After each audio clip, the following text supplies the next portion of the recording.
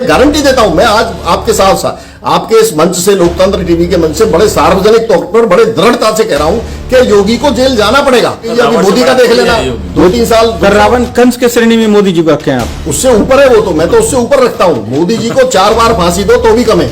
आप समझिए इसको, इनके अपराध देखिए आप, ये गांठ बांध लीजिए आप। 2 ही चीज है मोदी के लिए, तीसरा कोई विकल्प नहीं है।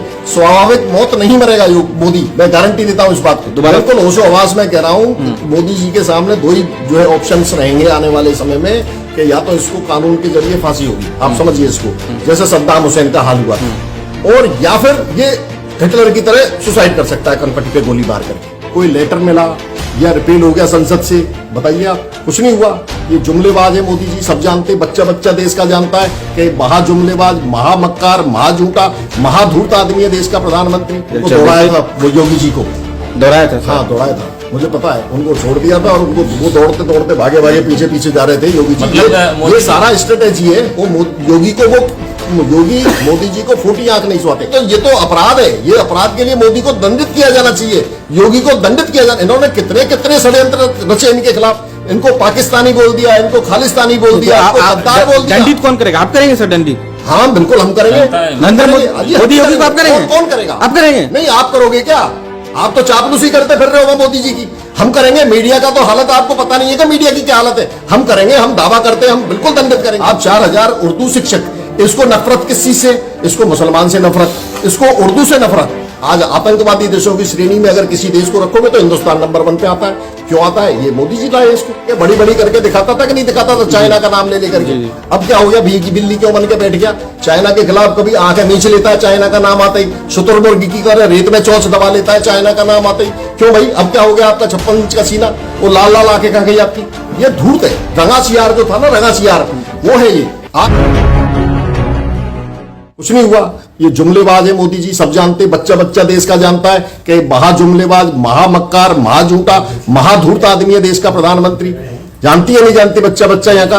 फिर वो कैसे भरोसा कर लेगा इसकी बात पे? बताइए आप, मोदी जी की बात पे कैसे भरोसा करेगा? मुझे इतना बता दीजिए। और फिर दूसरी बात क्या है, पहले सरकारों पे भरोसा किया जाता था क्योंकि सरकार के जो नुमाइंदे होते थे वो भरोसे लायक होते थे।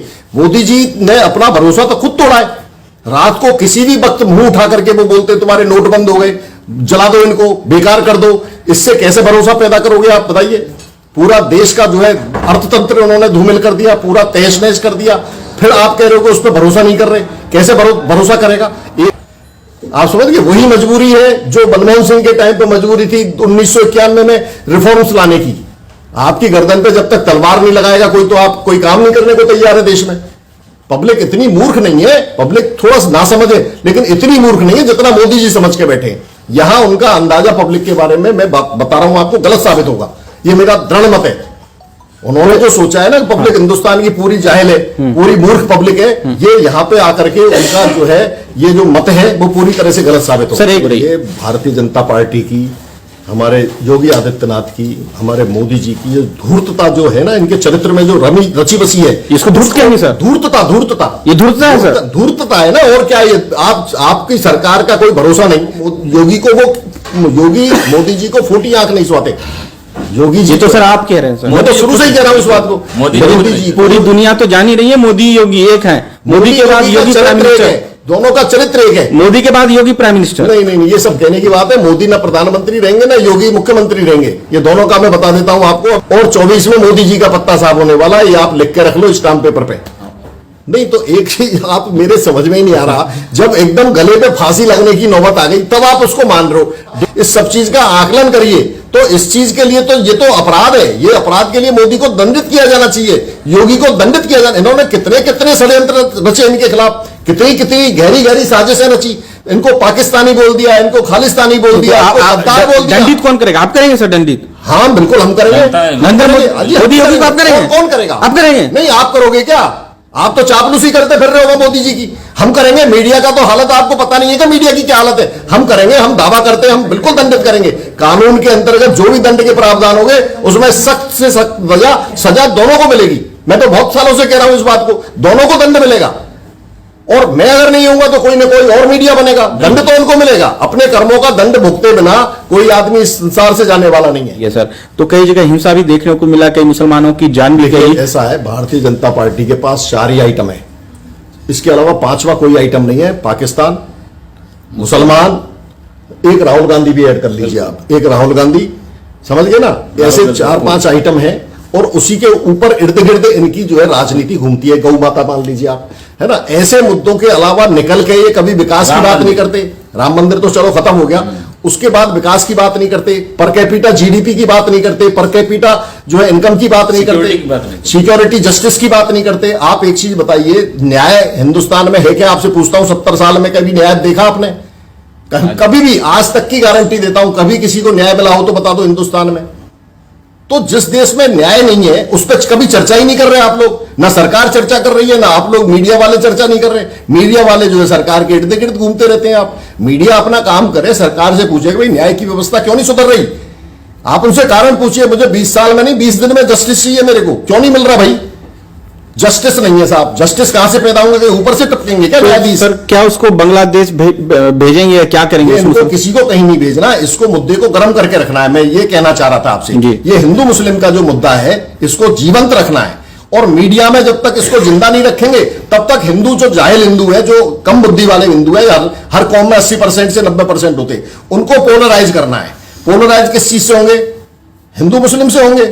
इसलिए वो ये रोज सगुफा छोड़ते हैं, मैं मुसलमानों को निकाल दूंगा। वो यति नरसिम्हानंद को जो है खड़ा कर देते हैं बोलने के लिए मंच पे कि मैं इस्लाम को खत्म कर दूंगा। कोई जो है कहीं का मुख्यमंत्री योगी बोलता है कि जो है कपड़ों में से निकाल निकाल करके महिलाओं का रेप कर दो, 1 मारेंगे हम 10 मारेंगे। ये हमारा पॉलिटिक्स का हिस्सा बन चुका है हिंदू मुस्लिम, और वो भी विशेषकर आपके भारतीय जनता पार्टी का। तो ये तो आप एक चीज मेरे को बताइए, चलिए गौ माता के ऊपर मैं बात करना चाहता हूं। एक इनका नेता यहां से ट्रेन में बैठता है दिल्ली से, कहता है गौ माता को जो है हमें बचाना है, गौ मांस नहीं खाना चाहिए, और वो ट्रेन चलते चलते उसी में बैठा हुआ है। जैसे ही वो ट्रेन आसाम में पहुंचती है वो कहता है गौ मांस की कमी किसी गरीब से गरीब आदमी को नहीं आने दी जाएगी। ये इनका चरित्र है। वही बंदा ट्रेन में दिल्ली से बैठा है, दिल्ली में कह रहा है गौ हत्या अपराध है, इसको फांसी दे देंगे हम, इसको मार देंगे हम, गौ हत्या करने वाले को हम हत्या कर देंगे, मार देंगे, ये गौ हत्या सबसे बड़ा अपराध है। और जैसे ही ट्रेन आसाम पहुंचती है वो बंदा अपना जो है रंग रूप बदल देता है गिरगिट से भी तेज, और वो कहता है गौ मांस की कमी किसी भी जो है गरीब से गरीब आदमी को इसके लाजवाब स्वाद से वंचित नहीं रहने दिया जाएगा। ये उसका चरित्र हो जाता है। अब आप बताइए कि इनका चरित्र कैसा है? आपसे ही पूछना चाहता हूं, ये दोहरा चरित्र है क्या नहीं? ये हिंदू मुस्लिम, गाय, इस्लाम, और इसके अलावा आपका राहुल गांधी, इसके अलावा ये कहीं बात नहीं करते हैं। इन्होंने लॉकडाउन में जहां हाई कोर्ट के आदेश थे कि किसी भी जो है जो मतलब कंस्ट्रक्शन है उसको डिमोलिश नहीं किया जाएगा, कहीं कोई एक्टिविटीज नहीं होगी, उस पीरियड में इन्होंने मस्जिदों को गिराया है, गिराया नहीं गिराया? यूपी में कई मस्जिदों को इन्होंने धराशायी कर दिया कोर्ट के आदेश के विपरीत जाकर के।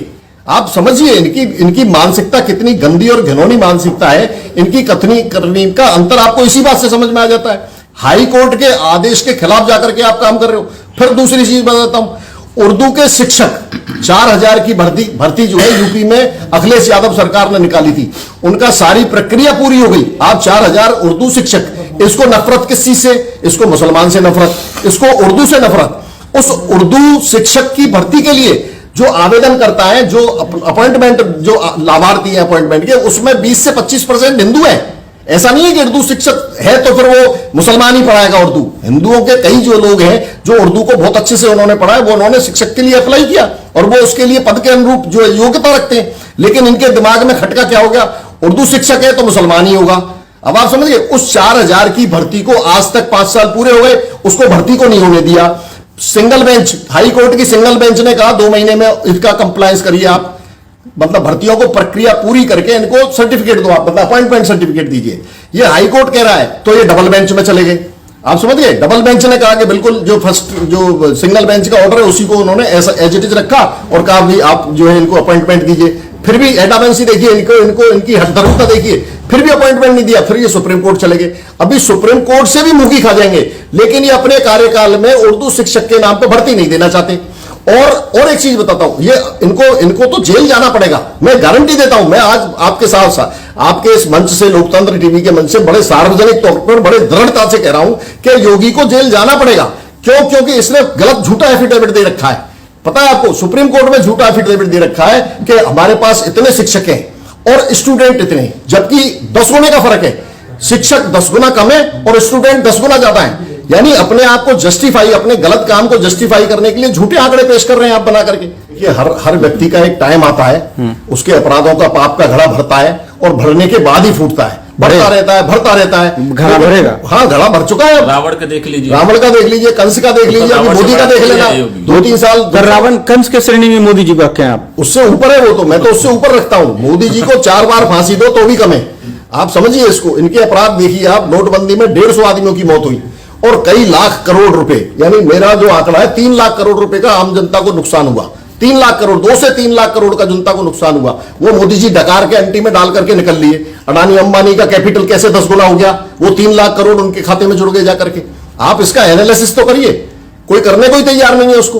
वो नोटबंदी के जो 150 मौत है उसका जिम्मेदार कौन है? कौन उसका अपराध का बोध होगा? कौन उसका जो है दंड का भागी होगा? आपसे पूछता हूं, कौन लाया नोटबंदी को? मोदी के अलावा कोई दूसरा व्यक्ति है क्या जिम्मेदार उसके लिए? सर एक कि ये जो मोदी का हर विरोधी जो है देशद्रोही नहीं होता है। आप ये जो गलत कानूनों का जो दुरुपयोग कर रहे हैं इसको रोकिए। ये हाई कोर्ट ने कहा है। लोग नहीं समझ रहे इस चीज को, तो कब तक नहीं समझेंगे? आंखों पे से चला जो चश्मा है जो अंधभक्ति का, वो कभी तो उतरेगा। और जिस दिन उतरेगा उसी दिन फांसी है इनको।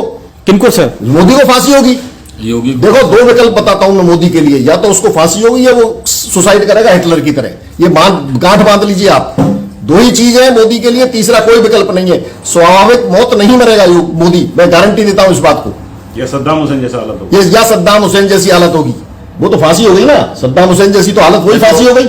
या तो उसको फांसी होगी या सुसाइड करेगा, इसके अलावा तीसरा कोई विकल्प नहीं है। आज सबके सामने कह रहा हूं मैं, इस बात को आप देख लेना। होश में कह रहे हैं सर, पूरे तरीके से होश में कह रहे हैं दोबारा? बिल्कुल होशो आवाज में कह रहा हूं। मोदी जी के सामने 2 ही जो है ऑप्शंस रहेंगे आने वाले समय में, कि या तो इसको कानून के जरिए फांसी होगी, आप समझिए इसको, जैसे सद्दाम हुसैन का हाल हुआ था, और या फिर ये हिटलर की तरह सुसाइड कर सकता है कनपट्टी पे गोली मार करके। ये लोग जानते हैं इनके अपराध। आज तक ऐसा कोई प्रधानमंत्री नहीं हुआ हिंदुस्तान के इतिहास में 70 साल में जो इतना अपराधी प्रवृत्ति का हो, जो इतना एडामेंट हो कि उसके लिए देश की अस्मिता, देश की जो है एक साख होती है। नोटबंदी में तो साख खत्म हो गई। आज नेपाल में आपका हिंदुस्तान का नोट कोई लेने को तैयार नहीं है। बिल्कुल, कम से कम 19-20 कंट्रीज ने हिंदुस्तान की जहां करेंसी बड़े आराम से चलती थी, उसने करेंसी लेने से मना कर दिया वहां पे। तो ये साख खत्म नहीं हुई क्या?